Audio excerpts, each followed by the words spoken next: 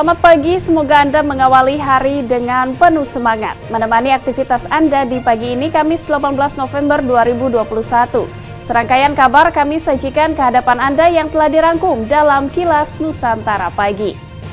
Pemirsa, meskipun sudah mereda namun pandemi COVID belum juga usai. Presiden Joko Widodo meminta jajaran menteri untuk waspada akan potensi berlanjutnya pandemi di tahun depan. Presiden juga mengingatkan soal perlambatan ekonomi dunia. Karenanya APBN 2022 mesti menjadi instrumen penggerak pertumbuhan ekonomi.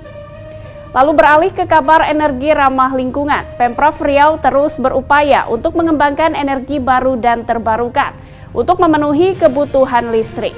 Salah satu alat yang digunakan adalah panel surya. Sementara 3 kabupaten dan kota menjadi lokasi pengembangan PLTS di wilayah itu. Terakhir ada serba-serbi fashion, pemirsa. Menjadi kiblat fashion muslim dunia bersama Uni Emirat Arab dan Turki, Indonesia memberikan panggung bagi desainer untuk lebih kreatif.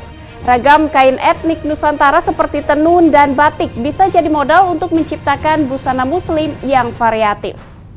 Dan berikut tayangan berita selengkapnya.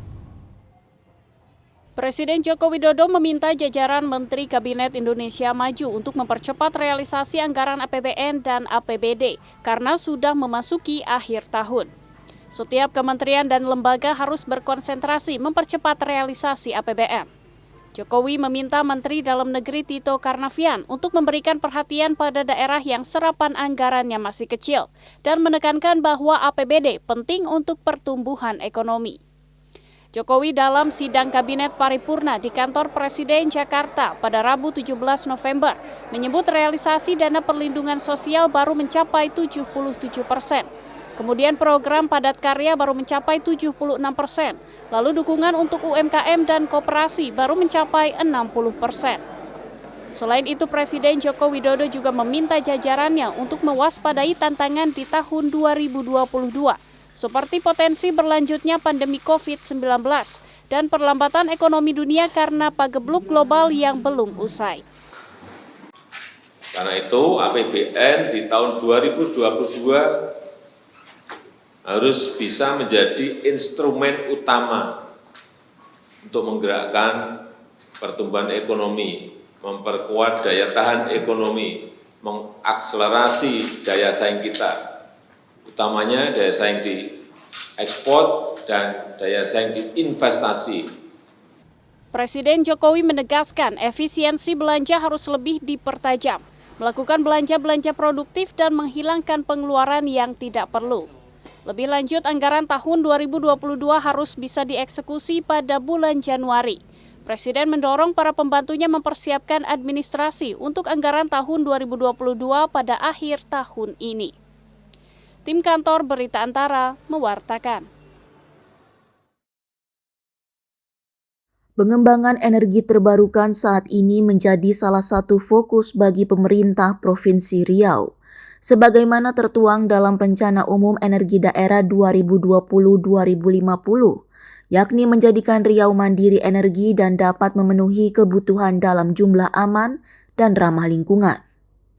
Potensi energi baru terbarukan yang dapat dikembangkan di Riau adalah panas bumi, yang dapat dikonversi ke listrik dengan potensi sebesar 20 MW, untuk potensi sumber daya air sebesar 961,84 MW, dan pembangkit listrik tenaga surya yang akan dibangun di 3 daerah di Riau dengan kapasitas per titik mencapai 1 kV.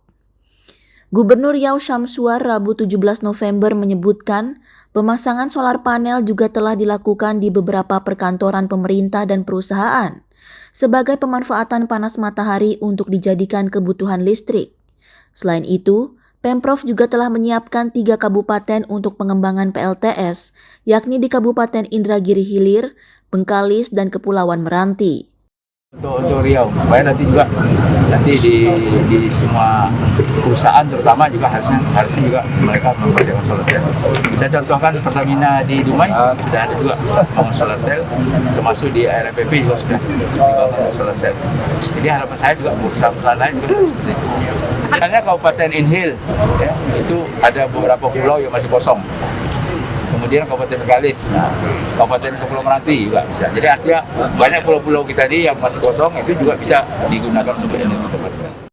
Gubernur menambahkan hal tersebut menjadi upaya nyata pemerintah Provinsi Riau dalam mendukung pemerintah untuk mengubah energi minyak bumi dan batu bara ke energi terbarukan, sehingga ke depan Riau tidak lagi bergantung aliran energi listrik dari beberapa provinsi tetangga. Dari Pekanbaru Riau, Ervan Setiawan, Kantor Berita Antara mewartakan.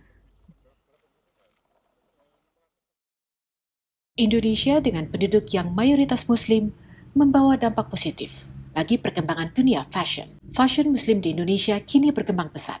Bahkan disebut-sebut bisa menjadi salah satu kiblat fashion Muslim dunia. Bermodalkan aneka ragam kain Nusantara seperti tenun dan batik, fashion Muslim atau biasa disebut modest fashion dari Indonesia menjadi lebih menonjol dan variatif dibandingkan negara-negara pusat mode dunia. Perancang busana asal Yogyakarta, Lia Mustafa, mengaku modest fashion yaitu gaya berbusana sederhana yang mengedepankan unsur kesopanan karena dibuat menutupi sebagian besar tubuh ini semakin diminati. Busana fashion di Indonesia khususnya yang sudah dilihat menjadi salah satu tren fashion dunia, paling tidak ini tidak berhenti sampai di sini. Terutama pemerintah yang memberikan dukungan terhadap program-program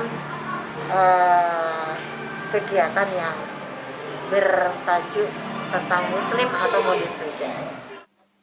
Senada dengan Lia Mustafa, Iva Maria Dewi, seorang perancang busana sekaligus pelaku usaha modest fashion batik, menyambut tren fashion Muslim saat ini sebagai peluang untuk UKM lebih meningkatkan produksinya. Bahkan sejak 2018, bermunculan komunitas-komunitas modest fashion di negara non-Muslim. Saya kenal sendiri itu di modest fashion Australia, kemudian ada juga modest fashion Miami, kemudian ada juga modest fashion di Paris, gitu. Dan setiap negara ini mulai bermunculan komunitas-komunitas tersebut yang isinya ada desainer muslimah, menandakan bahwa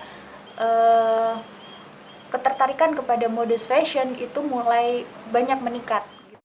Tren busana muslim yang semakin variatif dan saat ini diminati oleh negara non-muslim memberikan panggung bagi industri kecil menengah IKM busana muslim mengepakkan sayapnya lebih luas. Data Dinas Perindustrian dan Perdagangan DIY mencatat 50% pelaku usaha fashion di Yogyakarta mengarah ke modest fashion. 50% mereka sudah mengarah ke fashion muslim dan para desainer sudah banyak dimintain untuk model muslim. Data Kementerian Perindustrian mengungkap Indonesia menduduki peringkat ketiga sebagai negara yang mengembangkan fashion muslim terbaik dunia setelah Uni Emirat Arab dan Turki. Dari Kota Yogyakarta, Daerah Istimewa Yogyakarta, Imam Prasetyo, Kantor Berita Antara, mewartakan.